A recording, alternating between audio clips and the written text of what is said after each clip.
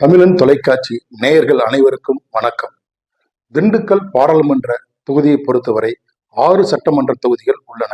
இதில் திண்டுக்கல், ஒட்டஞ்சத்திரம், பழனி, நிலக்கோட்டை, ஆத்தூர், நத்தம் ஆகியவை ஆகும். இதில் ஆண் வாக்காளர்கள் 7,80,096 பேர் உள்ளனர். பெண் வாக்காளர்கள் 8,26,737 பேர் உள்ளனர் மற்றும் இதர வாக்காளர்கள் 218 பேர் உள்ளனர்.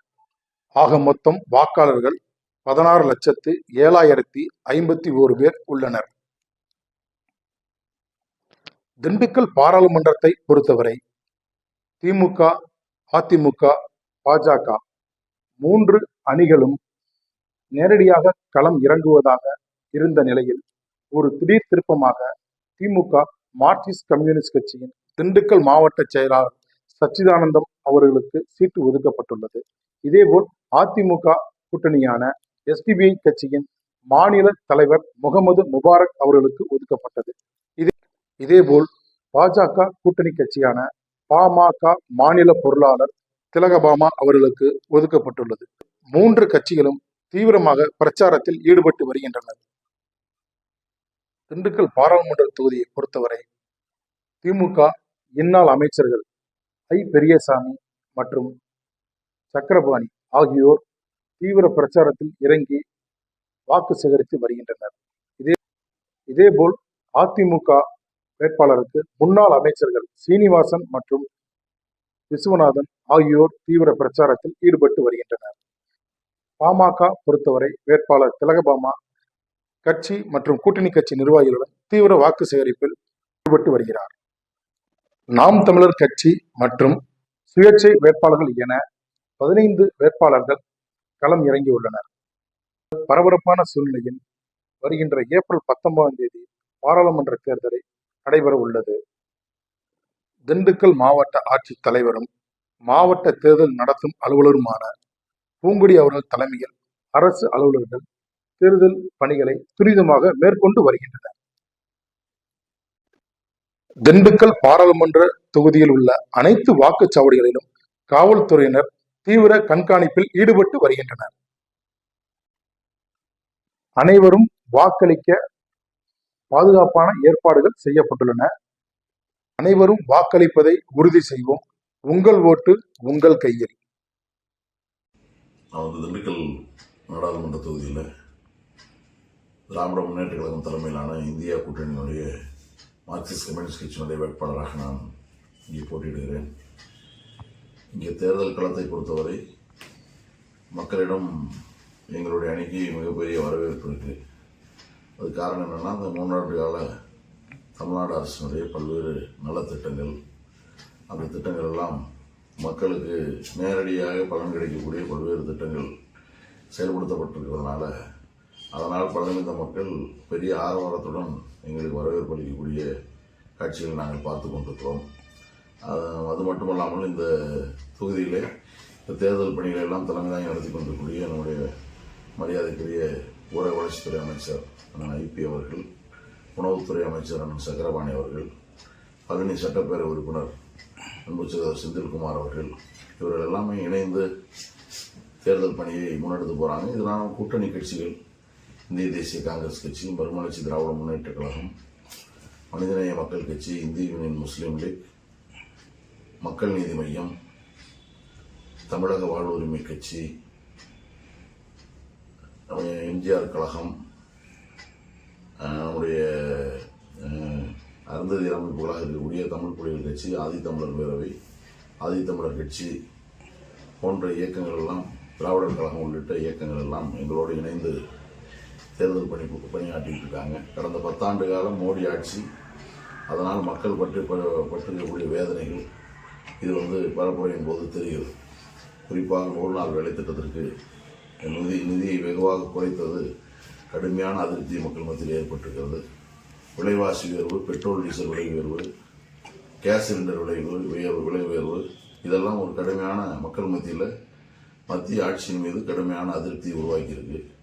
இது இல்லாமல் நம்ம சிஏஏ என்ஆர்சி சட்டத்தை கொண்டு வந்ததற்கு அதிமுகவும் பாட்டாளி மக்கள் கட்சியும் ஆதரவளித்ததனால்தான் பாஜக கொண்டு வந்த அந்த சட்டம் நிறைவேறியது என்று மக்கள் பாஜகவின் மீதும் அதிமுகவின் மீதும் பாமகவின் மீதும் கடுமையான கோபத்தில் சிறுபான்மை மக்கள் இருக்கிறாங்க. ஆகவே இதெல்லாம் களத்தில் எங்களுக்கு எங்களுடைய அணிக்கு சாதகமான நிலைமையை இன்றைக்கு உருவாக்கி இருக்கு அப்படின்னு தான் பார்க்குறோம். இங்கே அதிமுக கூட்டணியில் எஸ்டிபிஐனுடைய வேட்பாளர் நிறுத்தப்பட்டிருக்கிறார். சிறுபான்மை மக்களுடைய சமுதாய பணி செய்யக்கூடிய இயக்கம் என்று சொல்லக்கூடிய எஸ்டிபிஐ இன்னைக்கு சிறுபான்மை மக்களுக்கு எதிராக சிஏஏ சட்டத்தை கொண்டு வந்ததற்கு வாக்களித்திருக்கக்கூடிய அதிமுக சின்னத்திலேயே போட்டியிடுவதுங்கிறது சிறுபான்மையினர் மத்தியில் கடுமையான கோபத்தை இன்றைக்கு உருவாக்கியிருக்கு. ஆகவே களத்தில் இன்றைக்கு நாங்கள் மட்டும்தான் இருக்கிறோம் அப்படிங்கிறது தான் யதார்த்தமான நிலைமையாக இருக்கிறது. ஆகவே நம்ம இந்த நாடாளுமன்ற தேர்தலை பொறுத்த வரைக்கும் நாங்கள் இங்கே பல்வேறு தேர்தல் வாக்குறுதிகளை இங்கே முன் வச்சிருக்கிறோம். ஒன்று, திண்டுக்கல்லிலிருந்து சென்னைக்கு தனி ரயில், திண்டுக்கல்லிலிருந்து சபரிமலைக்கு தனி ரயில் பாதை, திண்டுக்கல்லிலிருந்து காரைக்குடிக்கு தனி ரயில் பாதை, திண்டுக்கல்லிலிருந்து ஈரோட்டுக்கான ரயில் பாதை, பழனி மூணாறு இணைப்பு சாலையை உருவாக்குவது. அதே மாதிரி இன்னைக்கு விவசாயத்தை மேம்படுத்துவதற்கான வகையில் திண்டுக்கல் மாவட்டத்தில் நிலக்கோட்டை பகுதியில் விளையக்கூடிய மலர்களை பயன்படுத்தி தொழிற்சாலைகள் உருவாக்குவது. அதே மாதிரி இங்கே இருக்கக்கூடிய பஞ்சாலைகளை பாதுகாக்கிற வகையில் இந்த மாவட்டத்துக்குள்ள நீண்ட இலை பருத்தி உற்பத்திக்கான சிறப்பு சாகுபடி திட்டம் கொண்டு வருவது. அதே மாதிரி நீங்கள் நம்முடைய நிலக்கோட்டை பகுதியில் இப்போ காவிரி டெல்டா எவ்வாறு இருக்கோ அது மாதிரி வைகை டெல்டா பகுதியை நிலக்கோட்டை உள்ளிட்ட பகுதிகளில் வைகை பாசனம் இருக்கக்கூடிய பகுதியில் சிறப்பு உணவு உற்பத்தி மண்டலமாக அதெல்லாம் உருவாக்குவது. அதே மாதிரி மலைப்பகுதியில் இருக்கக்கூடிய நீங்கள் மன்னவனூர் பகுதியில் இருக்கக்கூடிய ஒரு 400 ஏக்கர் நிலத்தில் ஒரு பல்நோக்கு ஆராய்ச்சி மையத்தை உருவாக்கணுங்கிறது. அதே மாதிரி கொடைக்கானல் மலையில் இருக்கக்கூடிய புலகின மக்களை மீண்டும் எஸ்டி பட்டியலில் சேர்க்க வேண்டும் என்ற பல்வேறு வாக்குறுதிகளை நாங்கள் மக்கள் மத்தியில் சொல்லியிருக்கோம். அது இல்லாமல் நாங்கள் எளிமையாக மக்கள் சந்திக்கக்கூடியவர்களாகவும் இந்த மக்களுக்கு இந்த மாவட்டத்தில் தொடர்ந்து 30 ஆண்டு காலமாக பணியாற்றி கொண்டிருப்போம் என்ற முறையில் தொடர்ந்து மக்கள் மத்தியில் சேவை செய்வதற்கான ஒரு வாய்ப்பு என்ற முறையிலும் எங்களுக்கு வாக்களியுங்கள் என்று அதையெல்லாம் மக்களை சந்தித்து கேட்டுக்கிட்டு இருக்கோம். மக்கள் பெருத்த ஆதரவு அளிக்கிறாங்க. எங்கள் அணிக்கு ஒரு பெருத்த வித்தியாசத்தில் தமிழ் மக்கள் வாக்களித்து வெற்றி பெற செய்வார்கள் என்ற நம்பிக்கை எங்களுடைய களத்தில் ஏற்பட்டிருக்கிறது. நடைபெறவிருக்கிற நாடாளுமன்ற தேர்தலில் திண்டுக்கல் பாராளுமன்ற தொகுதியில் எஸ்டிபிஐ அனைத்து இந்திய அண்ணா திராவிட முன்னேற்ற கழகத்தினுடைய கூட்டணியின் சார்பில் இரட்டை இலை சின்னத்தில் முகமது முபாரக் என்கிற நான் இந்த பாராளுமன்ற தேர்தலில் வெற்றி வேட்பாளராக திண்டுக்கல் பாராளுமன்ற தொகுதியில் களமிறக்கப்பட்டிருக்கிறேன். திண்டுக்கல் பாராளுமன்ற தொகுதி என்பது இங்கு பழனிமலை முருகன் கோயில் என்ற ஆன்மீக திருத்தலம் இருக்கிறது. அதுபோல கிறிஸ்தவர்களுக்கு மாரம்பாடி அந்தோணியார் ஆலயம் இருக்கிறது. அதுபோல முஸ்லிம்களுக்கு பேகம்பூர் பெரிய பள்ளி வாசல் இருக்கிறது. இப்படி சமய நல்லிணக்கத்தினுடைய அடையாளமாக திகழ்கிற பல புனித தலங்கள், ஆன்மீக தலங்கள் இந்த பகுதியில் இருக்கிறது. இந்த ஆன்மீக தலங்களை மேம்படுத்துவதற்கு தேவையான திட்டங்களை நான் கொண்டு வருவேன். மலைகளின் இளவரசியான கொடைக்கானல், அதுபோல சுற்றுலா தலமான சிறுமலை, அதுபோல ஒட்டன்சத்திரம் பெரிய மார்க்கெட், அது மிகப்பெரிய காய்கறி சந்தை, அதுபோல நிலக்கோட்டை பகுதியில விளைகிற மல்லி, பிச்சிப்பூ, சம்பங்கி போன்ற பூக்கள், அதன் மூலமாக ஏறத்தாழ ஒவ்வொரு நாளும் 5 கோடி ரூபாய்க்கு நடைபெறுகிற வணிகம், அது மாதிரி ஆத்தூர் பகுதியில விளைகிற தென்னை சார்ந்த உற்பத்தி பொருட்கள். எனவே நிலக்கோட்டை பகுதியில அங்க நடக்கிற பூ வணிகத்தை முன்னேற்றுகிற வகையிலான ஒரு பெரிய மார்க்கெட்டாக அதனை கொண்டு வர நான் முயற்சிப்பேன். அத்தோடு அங்கே வீணாக போகிற உதிரி பூக்களை வைத்து அங்கே ஒரு சென்ட் ஆலை துவங்குவதற்கான நடவடிக்கைகளை நான் மேற்கொள்வேன். அதுபோல ஒட்டஞ்சத்திரம் பகுதியில் இருக்கிற காய்கறி மார்க்கெட்டை, அந்த வணிகத்தை அருகில் இருக்கிற மாநிலங்களுக்கு எடுத்து செல்கிற வகையில் அதை ஒரு நல்ல வியாபார வணிகத்தலமாக மாற்றுவதற்கான நடவடிக்கைகளை நான் மேற்கொள்வேன். சபரிமலைக்கு திண்டுக்கல்லிலிருந்து நெடுநாட்களாக பேசப்படுகிற ரயில்வே இருப்பு பாதை கொண்டு வருவதற்கான நடவடிக்கைகளை நான் மேற்கொள்வேன். ஆன்மீக சுற்றுலாவையும் மேம்படுத்துகிற விதத்தில் திண்டுக்கல் பாராளுமன்ற தொகுதியில பழனி, கொடைக்கானல், மதுரை, ராமேஸ்வரம் ஆகிய 4 பகுதிகளை இணைக்கிற விதத்தில் கொடைக்கானலில் இருந்து ஒரு கிரீன் ஏர்போர்ட் என்கிற பசுமை விமான நிலையத்தை கொண்டு வருவதற்கான நடவடிக்கைகளை நான் மேற்கொண்டால் இந்த ஆன்மீக சுற்றுலா பயணமும் இங்கே வளர்ச்சி பெறும். அது விவசாயத்திற்கும், அதுபோல ஆயத்த ஆடைகளுக்கும், அதுபோல மாம்பழத்திற்கும் மிகவும் பிரசித்தி பெற்ற நத்தம் தொகுதியில மாம்பழச்சாறு நிறுவனத்தை, தொழிற்சாலையை கொண்டு வருவதற்கான நடவடிக்கைகளை மேற்கொள்வேன். அது மாதிரி அந்த பகுதியில் இருக்கிற ரெடிமேட் ஆடைகளை மேம்படுத்துவதற்கான, அங்கே உலகத்தர அளவில் அங்கே எல்லோரும் ஒன்று அங்கே இருக்கிற அந்த பொருட்களை கொள்முதல் செய்வதற்கான அந்த ரெடிமேட் ஜவுளி பூங்காவை நான் கொண்டு வருவதற்கான நடவடிக்கைகளை நான் மேற்கொள்வேன். அத்தோடு சின்னாளப்பட்டி சுங்குடி சேலை என்கிற அந்த சேலை, அது அங்கே சின்னாளப்பட்டியில் இருந்து நாகல் நகர் வரை அங்கே இது கைத்தறி நெசவாளர்களால் இங்கே செய்யப்படுகிறது. அந்த நெசவாளர்களுக்கு குறைந்த விலையில் அரசு மானியத்தில் ஆதார பொருட்கள் கிடைப்பதற்கும், அதை உற்பத்தி செய்து அங்கேயே எல்லா உலக அளவிலான வியாபாரிகள் வந்து அங்கே அதனை கொள்முதல் செய்வதற்கு தேவையான ஒரு மார்க்கெட்டை நான் உருவாக்குவேன் என்கிற வாக்குறுதியை நான் கொடுத்திருக்கிறேன். அதுபோல திண்டுக்கல் என்றாலே பூட்டு, அந்த பூட்டு தொழில் என்பது இப்பொழுது நலிவடைந்து வருகிறது. சிங்கப்பூரினுடைய முருகன் கோவிலிலே போடப்பட்டிருக்கிற ஏறத்தாழ 10 அடி நீளமுள்ள பூட்டு இங்கே நமது நல்லாம்பட்டியில் செய்யப்பட்ட பூட்டுகளை மேம்படுத்துவதற்கான அரசாங்கத்தினுடைய ஆராய்ச்சி நிலையங்களோடு இணைந்து அந்த பூட்டு தொழிலை மேம்படுத்துவதற்கு தேவையான நடவடிக்கைகளை செய்து இங்கேயே அதற்கான ஒரு பயிற்சி மையத்தை கொண்டு வந்து அந்த பயிற்சி மையத்தின் மூலமாக திண்டுக்கல் பூட்டை தரம் உயர்த்தி இங்கேயே தமிழகத்திலும் இந்தியாவிலும் அது விற்பனை செய்யப்படுவதற்கான வாய்ப்புகளை நான் ஏற்படுத்தி கொடுப்பேன். இப்படி திண்டுக்கல் கார்பரேஷனுக்குள்ள ஸ்மார்ட் சிட்டி திட்டத்தை கொண்டு வருவதற்காக மத்திய அரசை நான் வலியுறுத்துவேன். அப்படி செய்யப்பட்டால் ஏறத்தாழ 1000 கோடி ரூபாய் அதற்கான மத்திய அரசினுடைய நிதி இந்த திண்டுக்கல் மாநகராட்சி கிடைக்கும். அந்த 1000 கோடி ரூபாய் நிதியின் காரணமாக திண்டுக்கல் பகுதியினுடைய அடிப்படை கட்டமைப்புகள் மேம்படும். இங்கு பிரதம மந்திரியினுடைய மெடிக்கல் ஃபண்டு என்கிற ஒரு ஃபண்டு ஒவ்வொரு பாராளுமன்ற உறுப்பினராலும் 6 பேருக்கு உயிர்காக்கிற மருத்துவ சிகிச்சைக்காக, அதாவது இருதய சிகிச்சைக்காக அல்லது கேன்சர் போன்ற நோய்களுக்காக 6 பேருக்கு அந்த மருத்துவ சிகிச்சை பிரதமரிடத்துல பரிந்துரை செய்யப்படுவது ஒரு பாராளுமன்ற உறுப்பினரால் பரிந்துரை செய்யப்படும். அதனை இங்க இருக்கிற திண்டுக்கல் மக்களுடைய சூழலை கருதி 50 பேருக்கு அதை உயர்த்துவதற்கான நடவடிக்கையை மேற்கொள்வேன். கொடைக்கானல், சிறுமலை போன்ற பகுதிகளில விளைகிற காய்கறிகளை கேரளாவிற்கு எடுத்து செல்வதற்கு போதுமான போக்குவரத்து வசதிகள் இந்த பகுதியில ஏற்பாடு செய்யப்படவில்லை. கொடைக்கானலில் இருந்து கிலாவரையில் இருந்து கொச்சின் வரை உள்ள எஸ்கேப் ரோடு என்கிற அந்த சாலையை திறந்து விடுவதற்கான நடவடிக்கைகளை தமிழக, கேரள மாநில அரசுகளோடு பேசி திறந்து விட்டால் ஏறத்தாழ 200 கிலோமீட்டர் சுற்றி செல்ல வேண்டிய அந்த பாதை சுருக்கப்பட்டு 48 கிலோமீட்டரில் கொச்சினுக்கு விரைவாக இங்கிருந்து பொருட்களை கொண்டு செல்ல இயலும்.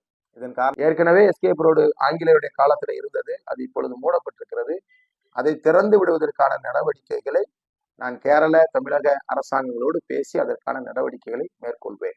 நான் பாராளுமன்ற உறுப்பினராக நான் வெற்றி பெற்றால் நிர்வாகம் என்பது வெளிப்படைத்தன்மையோட ஒரு பாராளுமன்ற உறுப்பினரை எப்பொழுதும் தொடர்பு கொள்கிற வகையில் உங்களில் ஒருவனாக இருந்து இங்கேயே தங்கி இந்த மக்களுக்காக சேவை செய்கிற அளவிற்கு இந்த மக்கள் என்னை ஆதரித்தால் திண்டுக்கல் பாராளுமன்ற தொகுதியினுடைய வருமானத்தையும் உயர்த்துவேன், அதுபோல திட்டங்களையும் கொண்டு வருவேன். இந்தியாவே திரும்பி பார்க்க வைக்கிற அளவிற்கு பல்வேறு திட்டங்களை இந்த திண்டுக்கல் பாராளுமன்றத்திற்கு கொண்டு வருவேன். தேசிய ஜனநாயக கூட்டணியின் சார்பில் பாரதிய ஜனதா கட்சி, பாட்டாளி மக்கள் கட்சி, தமிழ் மாநில காங்கிரஸ், தமிழக மக்கள் முன்னேற்ற கழகம், அம்மா மக்கள் முன்னேற்ற கழகம், தமிழ் தேசம் கட்சி, புதிய நீதி கட்சி, புதிய ஜனநாயக கட்சி என்று 11 கட்சிகளின் கூட்டணியின் சார்பில், அதிலும் பாட்டாளி மக்கள் கட்சியின் வேட்பாளராக மருத்துவர் ஐயா, பாட்டாளி மக்கள் கட்சியின் தலைவர் மருத்துவர் அன்புமணி ராமதாஸ் அவர்களின் ஆசையோடு நான் பிறந்த மண்ணுக்கு பணியாற்றுவதற்காக திண்டுக்கல் திலகபாமா என்னும் என்னை இந்த தொகுதியில் திண்டுக்கல் நாடாளுமன்ற தொகுதியின் வேட்பாளராக மருத்துவர் ஐயா அவர்கள் கணித்திருக்கிறார். வருகின்ற 19ஆம் தேதி நாடாளுமன்ற தேர்தல் திண்டுக்கல்லின் தலையெழுத்தை தீர்மானிக்க போகின்ற தேர்தல். தொடர்ந்து இந்த திண்டுக்கல்லை 4 பெரும் அமைச்சர்கள், அது 2 கட்சிகளிலும் சரி, ஆக்கிரமித்திருத்துள்ளார்கள். மக்களுக்கான மண்ணுக்கான எந்த அடிப்படை தேவைகளும் இங்கு நிறைவேற்றப்படாமல் இருக்கின்றன. பூக்கள் விளைகின்ற இந்த பூமியில் அந்த பூக்களை விளைவிக்கின்ற விவசாயி சந்தோஷப்படுவதற்கான ஒரு நிகழ்வு நிகழவே இல்லை. வாசனை திரவிய தொழிற்சாலை கொண்டு வருவேன் என்று சொல்லிக் கொண்டே இருக்கிறார்கள். அதை எப்படி செயல்படுத்த வேண்டும் என்று இவர்களுக்கு இன்னும் தெரியவே இல்லை. நெசவு பூங்கா, ஜவுளி பூங்கா எல்லா இடத்திலும் வரும். நெசவு பூங்கா இங்கு அமைக்கப்பட வேண்டும். உலகத்தரம் பெற்று சுங்கடி சேலை எல்லா இடத்திலும் உலகத்தரம் வாங்கி நான் என்ன செய்கிறது?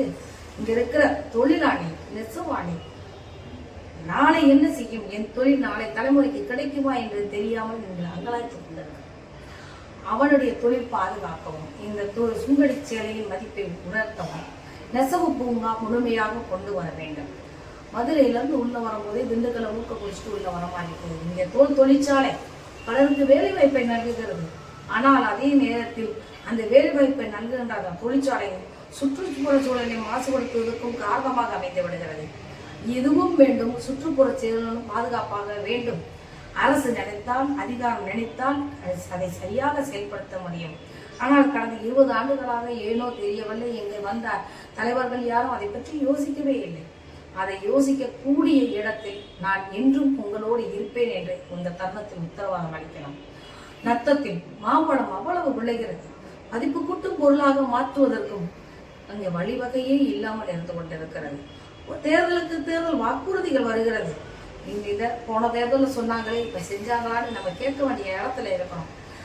சென்னையில் நாடாளுமன்ற உறுப்பினரை ஓட மக்கள் விரட்டி இருக்கிறார்கள்.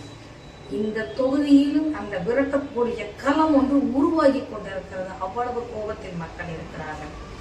கொடைக்கானல் மலைப்பகுதிகளில் பணப்பயிர்கள் விளைகின்றன. சவுந்தரபாண்டியனார் காலத்தில் அந்த பணப்பயிர்களை வாங்கிக் கொள்ள எல்லா மாநிலத்திலிருந்தும் இங்கு வந்தார்கள். ஆனால் இன்றைக்கு அப்படி ஒரு சூழலே இல்லாமல் போயிருக்கிறது. விவசாயிகள் சங்கடப்படுகிறார்கள். அதுக்கு எந்த விதமான வாழ்வியலும் அவர்களுக்கு இல்லாமல் போயிருக்கிறது. இப்படி மண்ணுக்கு மண், இடத்துக்கு இடம், மக்களுக்கு மக்கள் என்று எல்லாவற்றுக்குமான திட்டமிடுதலை சிந்திக்கக்கூடியவராக திண்டுக்கல் திலகமாமா உங்களோடு என்றைக்கும் இருக்க முடியும் என்ற இந்த தருணத்தில் உத்தரவாதம் அளிக்கிறேன்.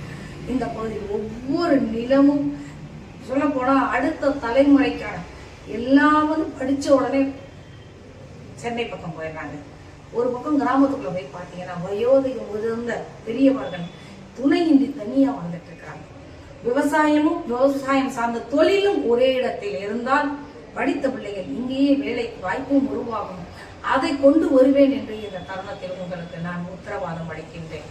வருகின்ற ஏப்ரல் 19ஆம் தேதி மாம்பழம் சின்னத்தில் மா திலகபாமா என்னும் எனக்கு நீங்கள் வாக்களித்து இந்த தலைமுறையை, வருகின்ற தலைமுறையை வாழ வைக்கின்ற தலைமுறையாக நாம் இருப்பதற்கு உங்கள் விரலில் மையிடும் போது உத்தரவாதம் எடுத்துக் கொள்ளுங்கள். மாம்பழம் சின்னத்தில் வாக்களியுங்கள். நாம் வெளியே தள்ள வேண்டியவர்கள் யார் என்று கவனத்தில் கொள்ளுங்கள். இந்த மண்ணையும் மக்களையும் காக்க வேண்டிய மிக பெரும் பொறுப்பு மக்களின் கையில் வாய்த்திருக்கிறது. ஓட்டுக்கு காசு கொடுக்கிறது ஒரு மனிதனின் மதிப்பை வெறும் 500 ஆயிரங்களில் மதிப்பிடுவது என்பது சகிக்க முடியாத ஒன்றாக இருந்து கொண்டிருக்கிறது. சென்ற சட்டமன்ற தேர்தலில் நான் சொன்னேன், மனிதனுக்கு பணத்தால் மதிப்பிட மாட்டேன் என்று. இன்றைக்கும் அதைத்தான் சொல்லிக் கொண்டிருக்கிறேன். வாக்குகள் விலை பேசக்கூடாது. மக்களுக்காக, மண்ணுக்காக யார் நிற்கிறார்கள் என்று பார்ப்பதற்கு நாம் தயாராக வேண்டும் என்று கேட்டுக்கொண்டு ஏப்ரல் 19ஆம் தேதி மாம்பழம் சின்னத்தில் மா திலகமாமா என்னும் எனக்கு வாக்களிக்குமாறு அன்போடு கேட்டுக்கொள்கிறேன்.